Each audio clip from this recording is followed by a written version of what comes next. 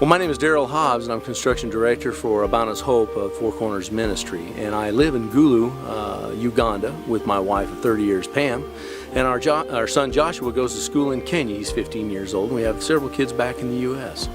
And so we're just here to help with the construction of the facilities that's going to be needed for Abaana's Hope, and so that's why we've come. We're going to start off with Abaana's Hope by putting in doing some road improvements first, the property that's been purchased, and also putting in a borehole in order for the people of the area to get potable water, water that's safe for them to drink. They have to walk many kilometers, and so for one of the first things that we want to do as we get there, we're going to need water ourselves in order for the construction process to go on. So one of the first things that we're going to do is put in the borehole, improve the roads, and then we're going to put in a caretaker's facility. A caretaker's facility is very important in that we can have somebody on the property to make sure that things aren't being cut on the property or anything like that, but we have very good neighbors.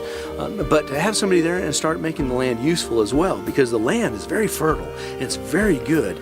But what we want to do is start planting it and start enlisting some of our neighbors to help us out by putting in the crops and such, and to start the harvest on those things. So as we're doing building projects, we're going to be building relationships with our neighbors to go ahead and see that through to the end, because they are going to be our neighbors and we want to be close to them. And by providing them an outlet for some of their labor when some of them don't have work, and providing that labor for us to be able to see this land being very proactive from the beginning, extremely important. What they really need now is development.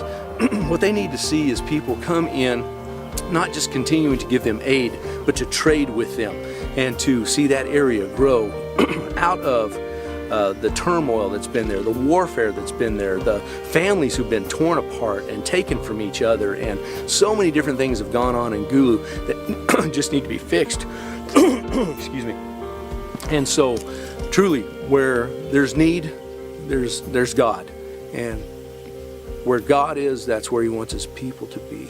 And so, that's why we want to be in Gulu, is because there is a need there, and it needs to be developed, and people need to see the face of Christians that want to give them, to help them in their hope building and everything else. People in Gulu are rather joyful right now. After what they've been through for so many years, they are rather joyful people right now. And I think it's the hope and the expectation of what's to come. And so we need to be diligent and encouragers in making those things happen. We have the ability to do it. I mean, if you didn't have the ability to even buy seed to put it in the ground, you'd be very frustrated. We can come in here and we can help people in trade, helping them establish themselves again as men and women in the community, and see really good things happen. Gulu has gone through tremendous evil. Gulu has gone through some tremendous droughts of care and concern, and we want to just bring a refreshing spring of water through Abaana's Hope, through Four Corners Ministries, and seeing this happen.